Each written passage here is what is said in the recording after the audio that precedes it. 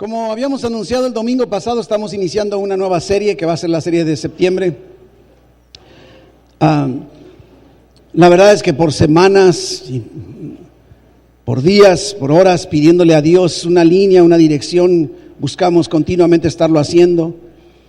Y precisamente buscábamos la dirección suya para el establecimiento de la temática de las predicaciones por el resto del año, por este semestre que queda, o menos del semestre ya.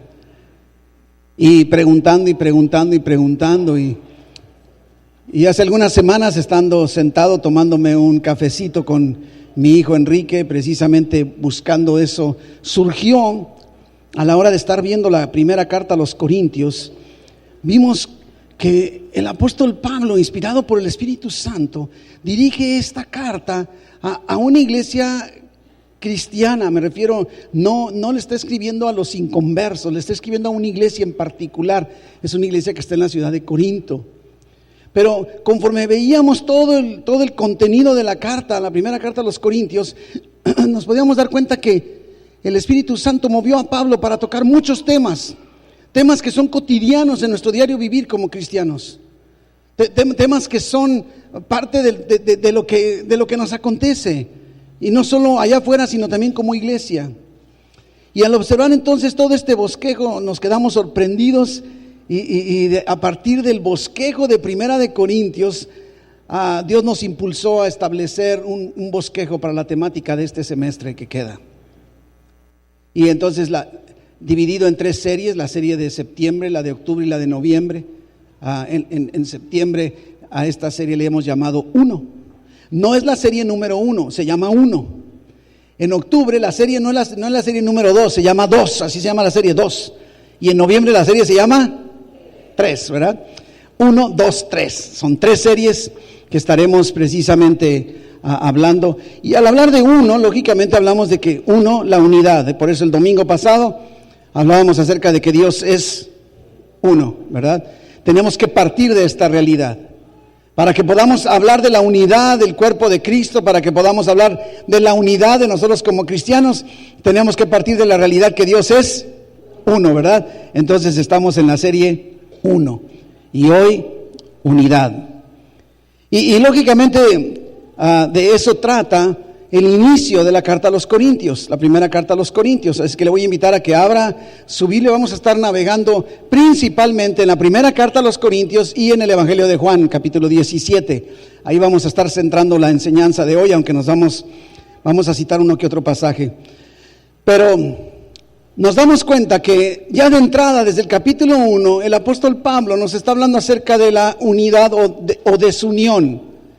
Y dice 1:10, Primera de Corintios 1:10, os ruego pues.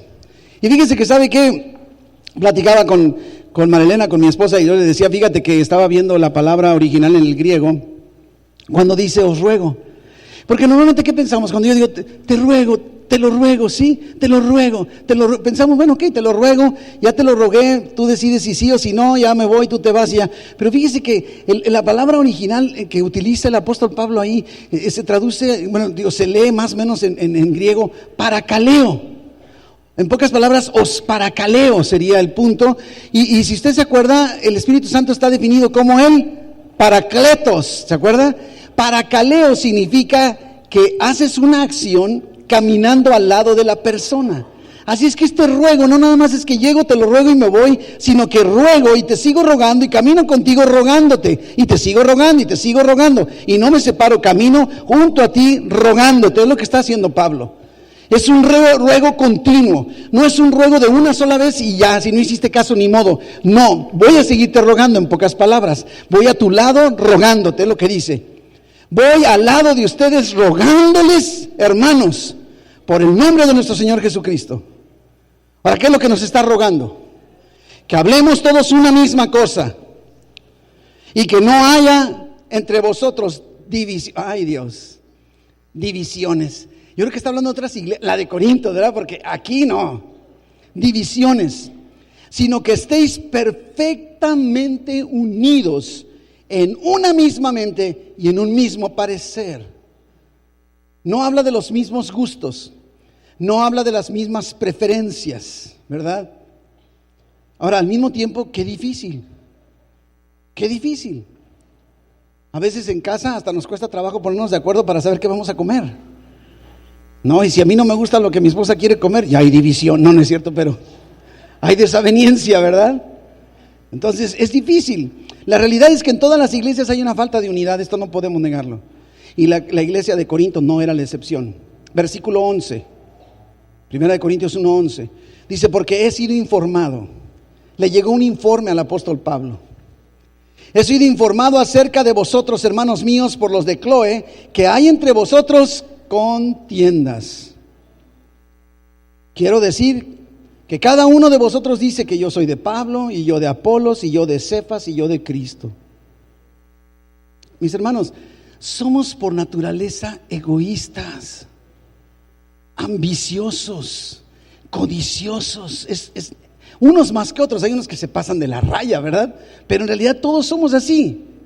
Y podríamos decir con toda certeza que nuestras diferencias son cotidianas.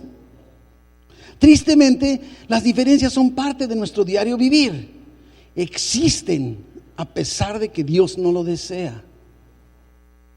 Y no solo sucede en casa, no solo sucede en la calle, no solo sucede en el trabajo, sucede en nuestra iglesia, ¿sí? Si usted se brinca al capítulo 3, 1 Corintios 3, versículo 1, Pablo continúa hablando, dedica 3 capítulos a estar hablando de este tema de la unidad. Dice: de manera que yo, hermanos, no pude hablaros como espirituales. Está siendo duro Pablo, sino como a carnales, como a niños en Cristo. Os di a beber leche y no vianda, porque aún no erais capaces, ni sois capaces todavía, porque aún sois carnales. Pues habiendo entre vosotros celos, contiendas y disensiones, ¿no sois carnales y andáis como hombres? Aquí nos está diciendo que en la medida en la que podamos nosotros vivir en unidad unos con otros en la iglesia, esa es la medida de nuestro crecimiento y de nuestra madurez espiritual. Nos damos cuenta que aún en la iglesia cristiana podemos ser cristianos carnales, ¿sí? ¿Qué tan carnal eres? Y uno de los factores, uno de los medidores, uno de los indicadores, si eres conflictivo, si eres, no sé, que estás continuamente contendiendo con los demás, que estás criticando, que estás atacando, que estás discutiendo, que estás teniendo diferencias con los demás, lo más seguro es que eres carnal, inmaduro espiritualmente. No quiere decir que te vas a ir al infierno, no le está hablando a los inconversos. Pablo le está hablando a personas como tú y como yo. Y está afirmando que en la iglesia de cristianos existen algunos que son todavía carnales. Y carnales lo asemeja a inmaduros, a que les falta crecimiento. Todavía tienes que estarle dando lechita. Dice: les tuve que dar su mamila, porque todavía no pueden comer papilla. Es lo que está diciendo Pablo. ¿Por qué? Porque no viven en unidad. Es justo lo que está diciendo, si usted se fija. Está siendo duro. Porque diciendo el uno: yo ciertamente soy de Pablo, dice versículo 4. Y el otro: yo soy de Apolos. Dice: ¿no sois carnales? ¿Qué pues es Pablo y qué es Apolos? Y fíjese que las divisiones no necesariamente tienen que ser pecaminosas. Por motivos me refiero a pecaminosos. Está diciendo: yo prefiero este líder, yo prefiero este otro. Y entonces, no, es que este es bueno, pero este no, ¿verdad? Todo eso no debe existir. ¿Qué pues es Pablo y qué es Apolos? Servidores por medio de los cuales habéis creído.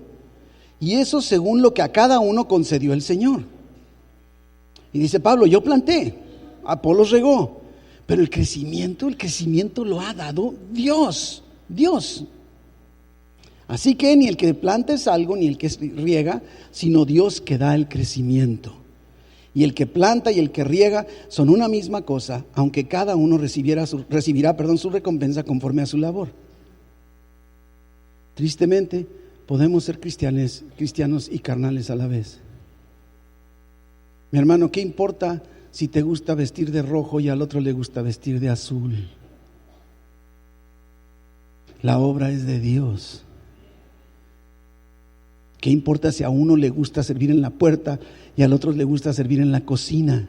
La obra es de Dios. ¿Qué importa si a lo mejor te dan hamburguesas en la cocina y tú querías caviar? El crecimiento lo da Dios. No podemos olvidar esta realidad. Que por cierto hay unas hamburguesas allá abajo riquísimas. Estoy esperando que se acabe la reunión para ir por una. Pero siempre hay diferencias. Y todavía en Primera de Corintios, fíjese, nos vamos al capítulo 11, que ya va a cambiar de tema, pero tema general, pero de todas maneras va a hablar de la división. Capítulo 11, Primera de Corintios 11, versículos 17 al 19. Yo recuerdo cuando hace muchos años leí este pasaje, yo me quedé con la boca abierta, que dije, órale. Cuando me preocupaba por las divisiones, por la gente que a lo mejor no le gustaba cómo hacía yo las cosas, cómo pensaba yo, cómo actuaba, cómo ejercía el ministerio, cómo ejercía el pastorado, y yo me preocupaba. Y recibí hace muchísimos años, estaba yo platicando con un joven que por cierto se cambió de ciudad y se cambió entonces de iglesia, pero yo platicaba eso, no te preocupes porque mira lo que dice la palabra de Dios, porque él se sentía igual, rechazado, con divisiones, criticado. Y dice entonces el apóstol Pablo, versículo 17, pero al anunciaros esto que sigue, no os alabo. No está diciendo bravo, está muy bien, no, nada más dice, voy a hablar de realidades.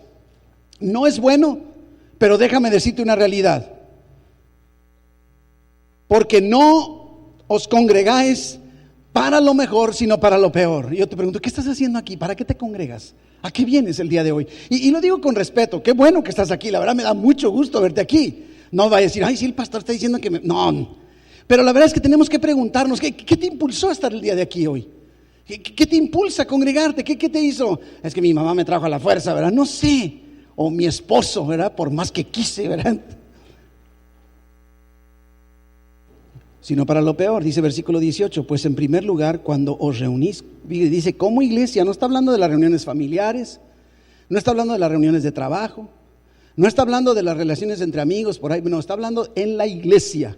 Oigo que hay entre vosotros divisiones. Y le pregunto, no, Pablo, ¿cómo crees? No exageres, Pablo, algún chisme por ahí que te llegó.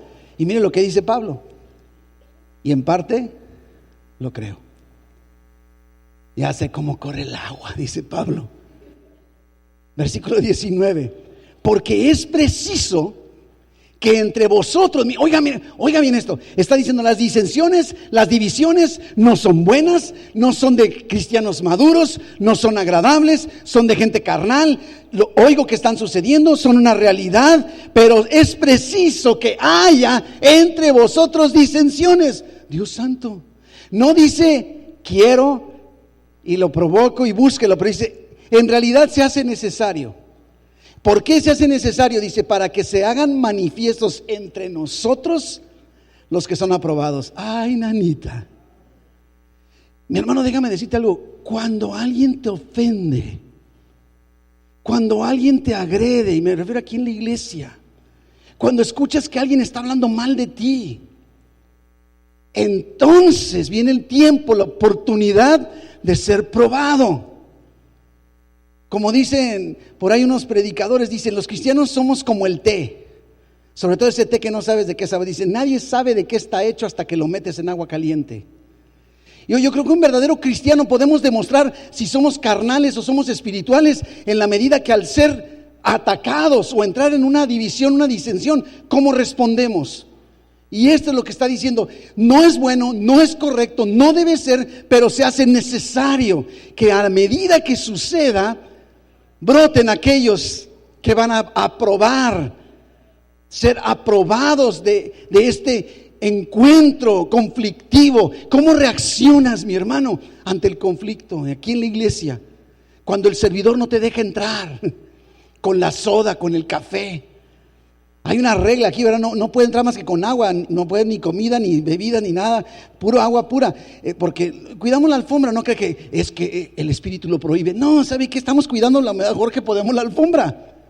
Y el otro día, no sé en qué estaba yo pensando, estaba allá abajo en la cocina y tenía yo mucha sed, hacía mucho calor, y me serví una Coca-Cola. No debe tomar Coca-Cola, de dieta, eso sí me la tomé de dieta, y la serví en un vaso. Bien fría, sabrosa, venía. Yo dije, no sé por qué pensé, dije, pues traigo en un vaso, no traigo botella. Y que voy entrando al santuario, sonó la alarma. Pip, pip, pip, pip. Está entrando el pastor con bebidas y no es agua. No sé, se acercaron los servidores y me dijeron, pastor, Y en ese momento caí en cuenta, sí, cierto, estoy violentando vas para afuera. Imagínate que yo dijera, ¿qué no sabes quién soy, Pedro? Soy el pastor, Pedro, ¿verdad? Ese era el momento en donde sí, ¿sabes qué? Gracias por atreverte a decírmelo a mí, porque a lo mejor por verme como el pastor digan, no le digas nada, y después dirán, ya viste, el pastor, claro, es el pastor, hace lo que se le pega la gana. Sí, no le fueras a decir, porque, no, qué bueno que, ¿me entiende? Pero es muy importante que no perdamos de vista esta realidad. Es necesario que entre nosotros haya disensiones para que se hagan manifiestos entre nosotros los que son aprobados. Es más, tomemos a la broma las fricciones. ¿Por qué tenemos que pensar igual? Ahora, no estoy hablando de doctrina. Ahí no estoy. La doctrina es una y por eso enfatizamos tanto desde el púlpito, es el punto número 1 de transmisión de doctrina sana a toda la congregación. Pero estoy hablando de si te gusta usar zapatos rosas o negros. Bueno, espero que estoy hablando de mujeres, ¿verdad? No de hombres con zapatos rosa, pero me doy a entender. ¿Qué importa? Si te gusta venir a la reunión de las 10 y al otro le gusta el de las 12, ¿qué importa? ¿Qué importa si de repente uno dice, ay, pastor, es que a mí no me gusta la alabanza? Y entran cuando ya se acabó la alabanza, y otros dicen, pastor, es que no me gusta cómo predica, y entonces cuando empiezo a predicar se salen. Me doy a entender, hay de todo, y en realidad digo, yo sé que debe participar de la alabanza y debe participar del sermón, pero el punto de preferencias y de gustos, ese no es a lo que se está refiriendo. Ese no es el tema principal. Ahora podemos decir, bueno, entonces, ¿qué tan importante será para Dios el tema de la unidad? ¿Habrá una forma de saber qué tan importante para Dios es el tema de la unidad? Y fíjate que me voy a esta idea. Creo que una de las maneras que podemos saber lo que a una persona le importa es a través de lo que pedimos en oración. Algunos de ustedes continuamente se acercan, pastor, ¿podría estar orando por mí? Lógicamente no van a decir nada más, no más por mí, están pidiendo algo en particular. Podría estar orando, inclusive hasta tengo que luego apuntar en la agenda para no violentar mi palabra. Si yo le digo que voy a orar, voy a orar. Inclusive lo que hago, digo, para asegurarme, lo primero que hago, vamos orando en este instante, ¿para qué me espero a mañana que amanezca? Pero a lo que me quiero referir es que yo puedo saber qué te preocupa, qué ocupa tu atención, qué ocupa ahorita no sé, lo que te agobia o te trae distraído, en qué estás pensando. Lo más seguro es que es a través de la oración que lo podemos nosotros descubrir. La Biblia inclusive nos dice que debemos orar. Debemos ponernos de acuerdo. Dice, en el Evangelio de Mateo nos dice que 2 o más puestos de acuerdo en el nombre de Jesús y Dios responde. Hay poder en el acuerdo de 2 o más cristianos. Debemos hacerlo, pero mi temática tiene que ver en el hecho de que en la temática de tu oración está lo que tú quieres, lo que tú deseas. Entonces, si yo pudiera saber qué es lo que está en el corazón de Jesús cuando ora, podré saber qué es lo que más le interesa, qué es lo que más le apasiona. No sé si me doy a entender. Es un buen indicador, ¿sí? Un buen indicador. Inclusive pudieras pensar que a lo mejor no estás seguro si alguien está orando por ti.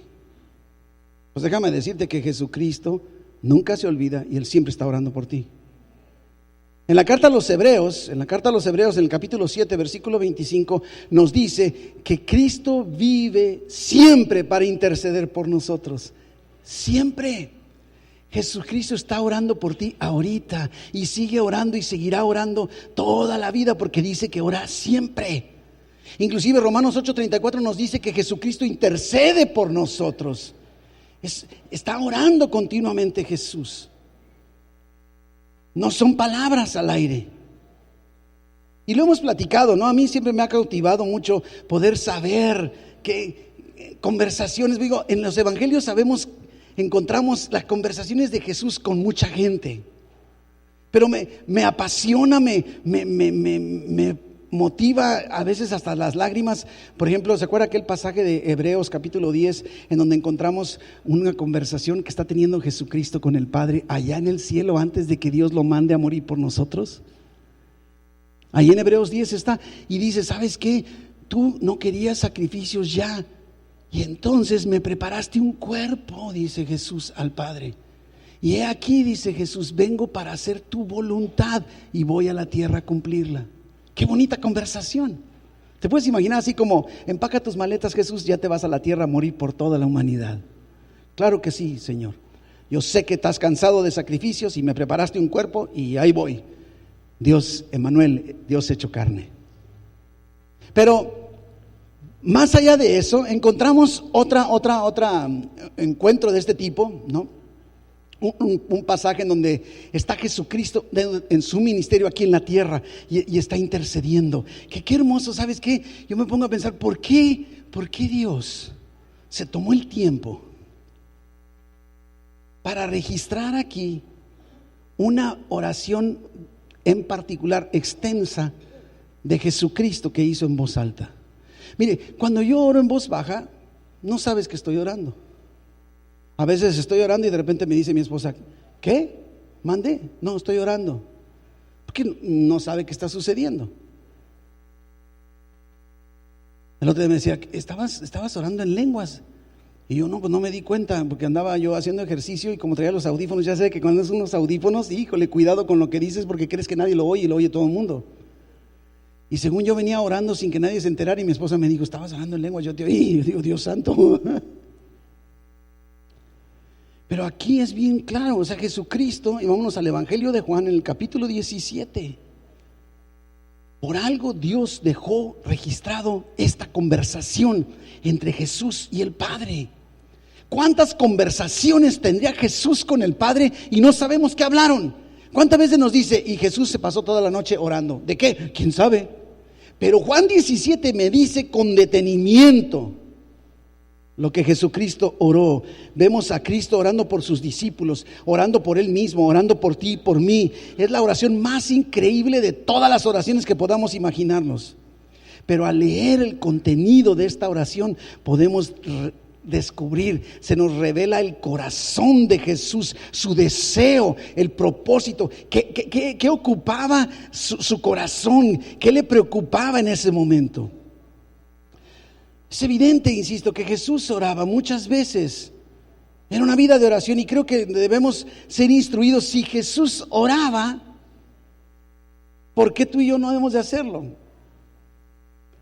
¿Por qué no hemos de hacerlo tú y yo, verdad? Jesús era un hombre de oración, nos dejó ejemplo de ello. Y si Él, siendo perfecto, sin pecado, buscaba y tomaba tiempo para orar, cuanto más tú y yo. Vamos, que el tema de hoy no es oración.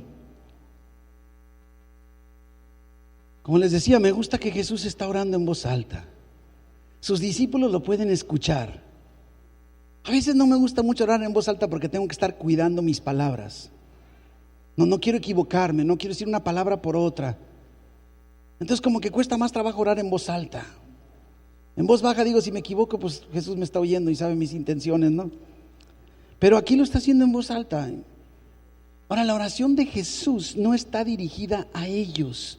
No está hablando con sus discípulos, ¿sí? Pero sí quería que sus discípulos escucharan y que a su vez tú y yo supiéramos lo que ellos escucharon. En pocas palabras, lo que Jesús estaba orando, lo que ocupaba el corazón y la mente de Jesús durante su ministerio en la tierra. Esto está interesante. Los expertos inclusive dicen que esta oración del capítulo 17 de Juan puede ser dividida en 3 partes. La primera, que son los primeros 5 versículos, está orando por sí mismo. Le está diciendo: Padre, he acabado la obra que tú me diste que yo hiciera, ¿sí? La segunda parte del capítulo, del 6 al 19, versículos 6 al 19, está orando por sus discípulos, para que Dios les guarde y les santifique. Pero la tercera parte, a partir del versículo 20, está orando por ti y está orando por mí. ¡Qué increíble! ¿Quieres saber qué ocupa el corazón de Jesús cuando está hablando con el Padre con referencia a ti? Vámonos a la palabra, Jesús pide en esta oración primero por Él mismo, luego por sus discípulos, pero nos interesa saber qué es lo que piensa de nosotros. Vayamos entonces a esta tercera sección, versículo 20 en adelante, para descubrir qué es lo que más le interesa a Jesús, qué es lo que desea de nosotros. Ahora, no olvidemos que estamos hablando del tema de la unidad. Así empezamos. Es muy importante para Pablo. se estaba dando en la iglesia en Corinto, la unidad. Pero vámonos entonces al Evangelio de Juan, capítulo 17, versículo 20 en adelante.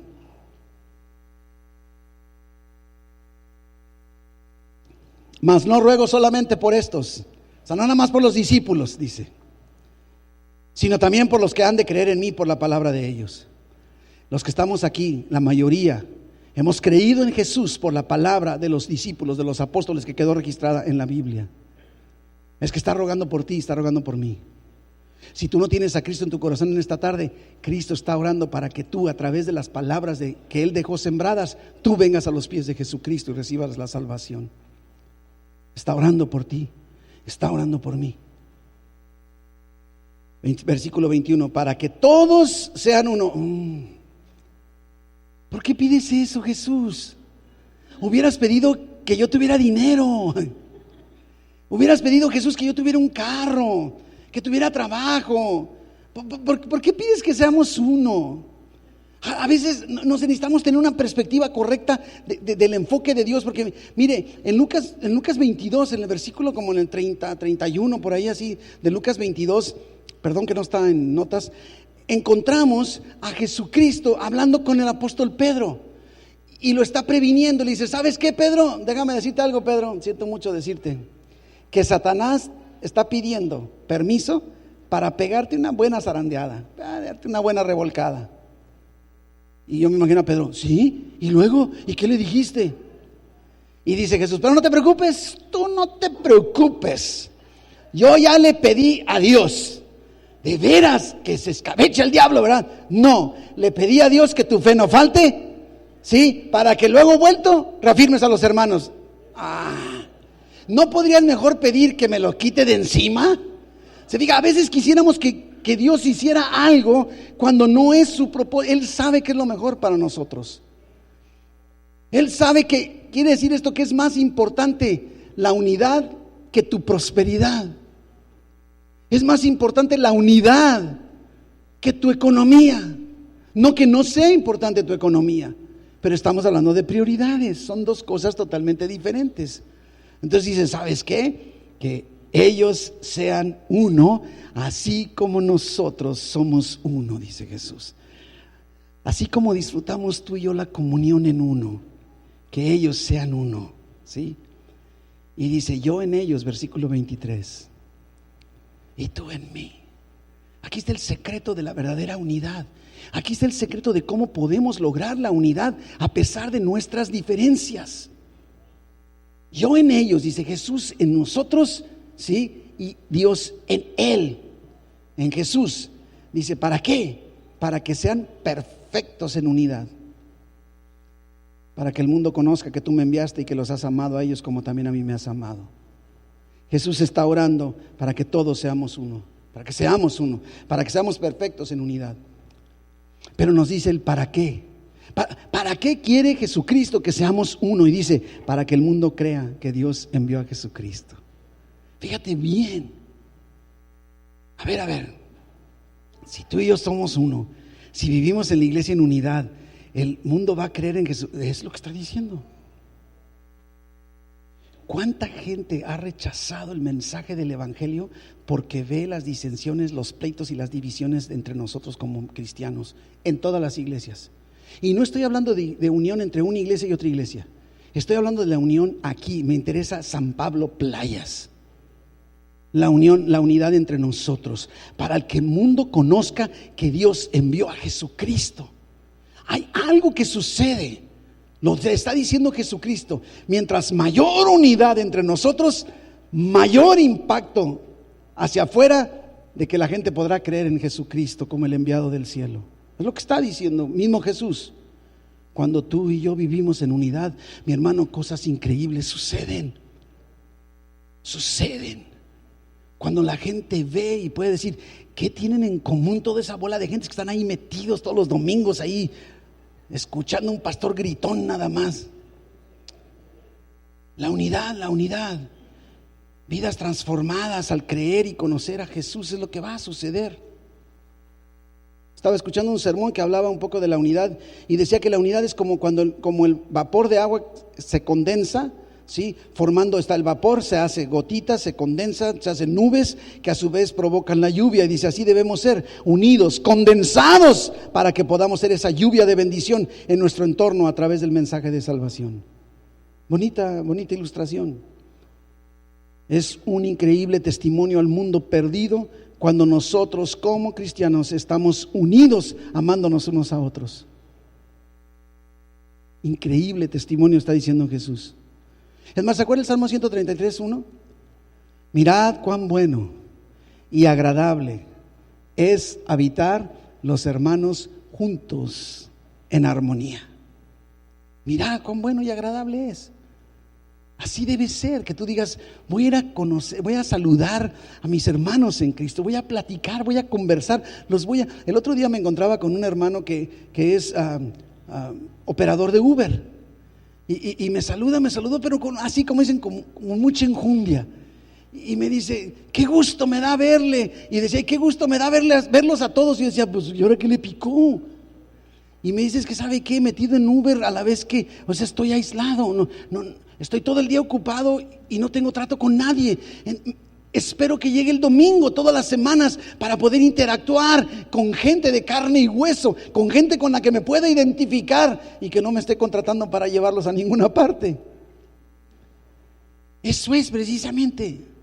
Y es por eso que el diablo quiere meter división, porque sabe que cuando mete división allá afuera no se provoca que la gente crea que Jesús fue enviado por Dios. Cuando hay división estamos estorbando el creer del inconverso allá afuera. Fíjese nada más qué delicado es esto. Entonces él lo sabe bien que eso es lo que nos neutraliza. Yo creo que él fue el creador de ese dicho, divide y vencerás. Lo practica toda la vida. Es todo lo que hace. Y eso fue lo que hizo inclusive con los primeros cristianos. Fíjese ahí en el libro de los Hechos, ahorita regresamos a Juan, en el libro de los Hechos, en el capítulo 6, resulta que la iglesia está creciendo. Dice, el número de discípulos estaba creciendo, iba en aumento la iglesia. Y entonces dice, hubo murmuración. La iglesia crecía y mete el diablo la murmuración. La murmuración. Y dice, es que las viudas no están siendo atendidas, hay que hacer algo. ¿Qué le pasa a este pastor? Y empezaron la murmuración. En cuanto se estaba dando el crecimiento, viene la murmuración. Y no era de afuera, la murmuración era entre ellos, era interna. Dice que griegos, pero griegos cristianos, eran parte de la iglesia, diferentes razas, pero una misma fe, diferentes edades, pero una misma fe. Pareciera tristemente que siempre hay alguien enojado contra alguien. ¿Te has fijado? Y te diría yo, mi hermano, no seas uno de esos instrumentos del diablo para causar división. Y Dios quiere llevarnos en esta tarde, impulsarnos a aprender y practicar el perdón. Aprender y practicar el perdón. Ay, cómo duele. No es fácil perdonar cuando estamos lastimados. Ahora, al hablar de la unidad es evidente que la verdad es todavía más importante que la unidad. Porque de nada sirve que estemos unidos si no tenemos una sola verdad, que es la verdad de la palabra de Dios. Entonces sí es cierto que la verdad es más, pero esta unidad no se refiere a una unidad denominacional. La unidad que está hablando Pablo y que está hablando Jesucristo también no se refiere a una unidad religiosa, no se refiere a un ecumenismo. Se está refiriendo a la unidad en el trato entre nosotros. Sí debe haber unidad de doctrina, una sola unidad de fe, una sola unidad de verdad, pero está hablando unidad en nuestros tratos, en nuestras interacciones. Debemos defender la verdad por sobre todas las cosas. Una doctrina sana es lo que buscamos en nuestra iglesia. Decía el famosísimo Juan Wesley que en lo esencial debe haber unidad. Ahí no podemos movernos. En lo no esencial, libertad. O sea, quieres venirte de blanco todos los domingos, vente de blanco. Quieres venirte de morado, vente de morado. Pero llega temprano. ¿Sí? Y decía, pero en todas las cosas amor, caridad. Mis hermanos, la unidad es tan importante porque es un testimonio poderoso hacia un mundo dividido. Fíjate con qué tan poquito podemos ser de bendición y de impacto allá afuera. ¿Sabes cómo? Simple y sencillamente, cuando te hayan ofendido, perdona. Fíjate que yo sé que suena fácil, sobre todo en el tamaño de la ofensa está la dificultad del perdón, ¿verdad? Pero imagínate, antes que evangelizar, perdonar, unión, unidad. Y por eso creo que Jesús se tomó tiempo. Mire, Jesús está en el Jueves Santo. Esto de Juan 17 está Jesucristo. Al día siguiente iba a ser crucificado. Porque esto le da todavía también más valor. No solo qué ocupa la temática de oración, sino imagínate una persona que sabe que se va a morir y le dices, ¿quieres orar? ¿Qué oraría la persona? Lo que le urge más, porque sabe que su tiempo ha llegado. Jesús sabe que ya está a punto de ser arrestado. Esto es lo que está sucediendo. Y nos lanza el tema de la unidad. Pudo haber pedido muchas cosas, como ahorita lo dijimos, pero pidió nuestra unidad. Es importante para Dios nuestra unidad. Y aún en ese momento, inclusive era tan enfático a Jesucristo con lo de la unidad, que ahí en esos momentos que estaban sucediendo ese Jueves Santo, si usted quiere, se estaban peleando entre ellos los discípulos para saber quién habría de ser el mayor de ellos. Luego viene la mamá de Juan y de Santiago y dice, oye, te voy a pedir una cosa, Jesús, que uno se sienta a tu derecha y otro a tu izquierda, y todos, ¡ah! División. Un Judas entregando a Jesucristo. Cada uno de ellos tenía diversos antecedentes, diversos estilos de vida. Inclusive podemos ver la unidad de la que sí se estaba hablando. Un Mateo que había sido cobrador de impuestos, está conviviendo con un Simón Zelote. Zelote era una secta medio terrorista que estaban en contra del gobierno romano. Así es que los zelotes se dedicaban a ejecutar a todo aquel servidor del gobierno romano, entre ellos los publicanos, los cobradores de impuestos. Y ahora los vemos de la mano trabajando para Dios en unidad. Sí podemos lograr esa unidad, sí podemos. Nada más que la unidad nunca podrá ser fabricada por el hombre. Sin el Espíritu Santo no podremos. La unidad debe ser generada por el Espíritu Santo. No puede ser organizada por los líderes y los pastores de la iglesia. Yo puedo impulsarte, yo puedo motivarte, yo puedo llevarte precisamente, pero tiene que ser vitalizada por el Espíritu Santo. Por el Espíritu Santo. Y entonces se empieza a dar esa unidad. Tenemos que comprender una cosa: Cristo está en mí, Cristo está en ti, Cristo está en ti, Cristo está en ti. Por eso dice, ¿se acuerda? Lo que está diciendo Jesús: yo en ellos y tú en mí, dice Jesús. ¿Esto qué quiere decir? Dios en nosotros. Dios en nosotros. ¿Qué puede traernos unidad entre nosotros? Jesucristo. ¿Se acuerda como yo recuerdo antes había lo que le llamaban catalizadores, había pegamentos. Entonces eran dos cosas que no podían ser unidas, pero tomabas un catalizador que lo provocaba que se fusionaran las dos cosas. Creo que es eso. ¿Qué puede haber en común entre tú y yo? Jesucristo. Porque Jesucristo está en ti, Jesucristo está en mí, y en el poder del Espíritu Santo es que tú y yo podemos vivir en unidad. Aunque te sigas vistiendo como a mí no me guste que te vistas, aunque yo me siga vistiendo como a ti no te gusta, que algunos dicen, ay, le dicen a María, díganle al pastor, ¿por qué siempre anda desfajado? Ay, sí.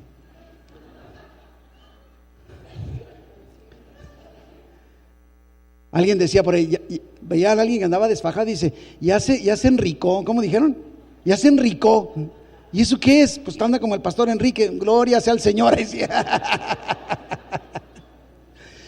O sea, ¿qué importa cómo? O sea, mire, si me pongo saco, va a decir, ¿por qué anda con saco? Y si me fajo, ¿para qué se faja? ¿Verdad? O sea, al final de cuentas, ¿qué importa? Ámeme así como soy, ¿sí? Unidad, porque Cristo está en ti, Cristo está en mí. El Espíritu Santo está en nosotros. Esto es el catalizador, es el elemento que nos une a pesar de que somos tan distintos. Una misma fe, una misma doctrina, un mismo espíritu, pero unidad, ¿por qué? Estamos en Cristo y tú viste como tú quieras vestir y déjame a mí vestir. No, no es cierto. Es solamente nuestra unidad visible, que se note, que puede convencer al mundo de la divinidad de Jesús. Fíjate nada más, qué increíble, qué increíble. Esto significa que lo contrario puede provocar que el mundo no crea. Fíjate nada más. Si no vivimos en unidad, el mundo no va a ser impactado. El mundo no va a ser impactado. Ahí está perfecto, Luis, muchas gracias. Hace rato estaba bien. Y luego, ¿sabe qué me llama mucho la atención? Que dice Jesucristo aquí dice que la gloria que le ha dado el Padre nos la ha dado. La gloria que le ha dado el Padre nos la ha dado a nosotros. ¿No te gusta eso? Nos ha mostrado su gloria. Nos ha mostrado su gloria. Dice el versículo, ¿dónde voy?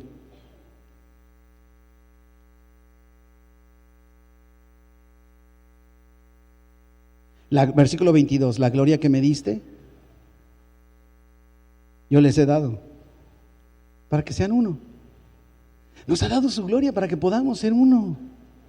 Es en la medida de la gloria de Dios, que podemos tú y yo vivir en unidad. No hay otra forma. Así como nosotros, dice, somos uno. La gloria, la gloria, la gloria, la gloria. Nos ha mostrado su gloria. Y es cuando ponemos nuestra vista en la gloria de Dios y quitamos la vista de los demás y de las circunstancias, que podemos vivir en unidad y entonces como consecuencia impactar al mundo. Fíjate nada más. Qué privilegio nos ha dado Dios y qué gran responsabilidad. Qué gran responsabilidad. Poniendo nuestra vista en la gloria de Dios, quitando la vista de las cosas y las circunstancias, y entonces podemos vivir en unidad e impactar al mundo. Y entonces tenemos que llegar a la conclusión. Y antes de concluir, como cada domingo, si tú estás aquí y tú no has dado un paso de fe, de creer en Jesucristo, entonces esta unidad no se puede dar y esta gloria de Dios no la puedes recibir hasta que no des ese paso de fe y donde digas: quiero a Jesús en mi vida, quiero a Jesús en mi corazón. Y entonces Dios te invita precisamente a que creas en Jesucristo, para que aquella oración de hace más de 2000 años haga efecto en tu vida en esta tarde. Que tú puedas decir: Jesús, tú oraste por mí hace 2000 años para que yo pudiera creer en ti. Y que tú puedas decir: levanto mi mano porque yo quiero creer en Jesús, quiero recibir a Jesús en mi vida. Si hay alguien aquí que quiere recibir a Jesús por primera vez en su vida, le invito a que levante su mano. Solo quiero orar por él, solo quiero orar por ti. Dios te bendiga ya. Que tú puedas, lógicamente, recibir a Jesús en tu vida, en tu corazón. Que tú recibas el perdón de tus pecados. Que tengas la certeza de la vida eterna. ¿Por qué dejarlo pasar? Jesús estaba orando por ti. Eras el tema de su conversación, eras la inquietud en su corazón aquel día, aquella noche, justo un día antes de ser crucificado, y tú estabas en la mente de Jesús, como estás en la mente de Dios, como dice el profeta. Dice: porque yo sé, dice Dios, los pensamientos que tengo acerca de ti. Y no es un pensamiento, sino es pensamiento tras pensamiento. Siempre Dios está pensando en ti y dice: pensamientos de bien y no de mal, para darte el fin que tú estás buscando. ¿Quieres recibir a Jesús? Ven al frente. Este es el momento, es la oportunidad que Dios te está dando. ¿Por qué dejarla pasar? ¿Por qué esperar a que te esté rogando tanto? Jesús oró por este día. Jesús oró por tu vida, por tu creer, por tu salvación. Le voy a invitar a que repita conmigo: vamos a platicar con Dios. Y dígale: mi Dios, en esta tarde delante de tu presencia, te confieso todo mi pecado. Te pido perdón. Me arrepiento. Ya no quiero vivir así. Oh Jesús, ven a mi vida. Ven a mi corazón. Y te doy gracias, Dios, por el perdón de mis pecados, por la salvación, por la vida eterna que me has dado. Gracias porque ahora soy tu hija. Tú eres mi Padre. Guíame el resto de mi vida, sabiendo que tú me amas y tu Hijo amado siempre está orando por mí. Gracias, Padre Celestial. En el nombre de Jesús. Amén. Amén, amén, amén, amén. Le van a dar una Biblia. Que pase para allá.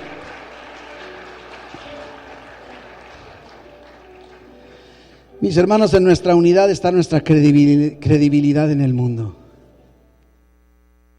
Y quiero decirte, quita los ojos de aquellos que te han hecho algo. Quita los ojos de las circunstancias, quita los ojos de las personas. Perdona todas esas ofensas. Mira, mi hermano, lo hemos dicho muchas veces, el perdón es una decisión. No se puede perdonar, o no es fácil perdonar, sentir perdonar, ganas de perdonar cuando estamos lastimados. Pero cuando estamos lastimados es cuando debemos decidir perdonar. Y en el nombre de Jesús podemos hacerlo, pero tenemos que decidir. Tomar la determinación de decir, yo no quiero ser causa de división en mi iglesia. Y no importa lo que me hayan hecho. Como dice Proverbios, dejaré pasar por alto la ofensa. Y en el nombre de Jesús decido perdonar. En el nombre de Jesús decido perdonar. Y puedes decir, en el nombre de Jesús perdono a fulanito. Y si quieres ser más específico, perdono a fulanito por esto, por esto, por esto, por esto, por esto, por esto y por todo esto. No esperes a sentir ganas de perdonar. Es en el poder del Espíritu Santo que puedes hacerlo. No pongas atención en las diferencias. Pon tu atención en la gloria de Dios. En la gloria de Dios. Porque a medida que lo hagamos, provocaremos que la gente crea en Jesucristo. Y podrán entonces obtener su salvación como esta mujer acaba de recibirlo.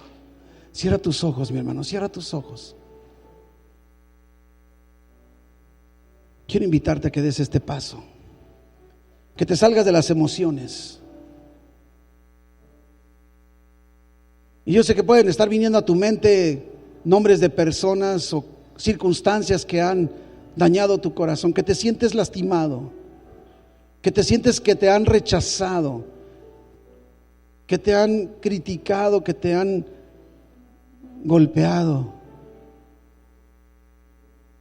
Este es el momento de ser obedientes y demos este paso para vivir en unidad.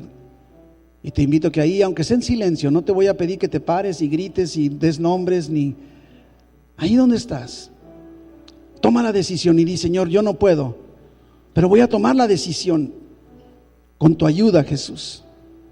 Y en el nombre de Jesús tomo una decisión. Perdono a fulanito y perdono a menganito, y ponle ahí nombre.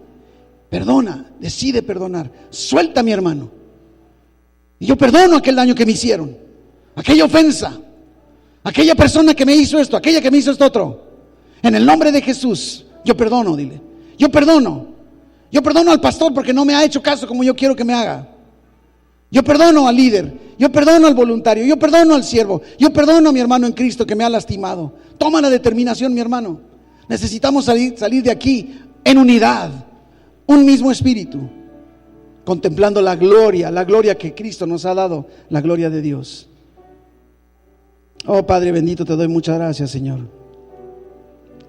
por este momento en el que tú nos llevas precisamente